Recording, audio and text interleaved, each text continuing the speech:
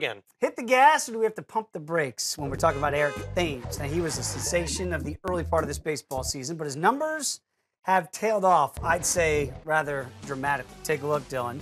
Is it fair to say that Thames was just a flash in the pan, or should we pump the brakes on the thing that maybe this Thames deal is over? I think if you want to say flash in the pan, yeah, he's not a 345 guy. He's not a guy that's going to lead baseball in home runs and hit well over 300. That's what he was doing when we turned the calendar from April to May. He was leading the league in home runs. He was leading the league in extra base hits. He had a ton of doubles, a gaudy batting average. When the career numbers previous to this year, and when he was in the major leagues last prior to going over and playing in Korea, he's just not that kind of guy. I think he's closer to the 245 guy we've seen in May.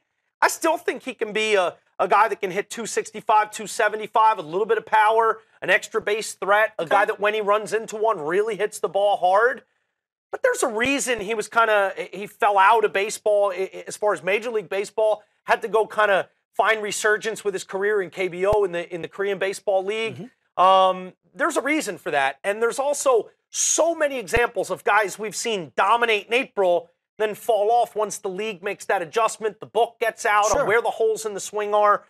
You know, when pitchers faced Eric Thames in April, it was like, okay, here we go. Whoa, that one went far. Wait, who is that guy? How come I didn't get a scouting report on this guy? Who is this guy?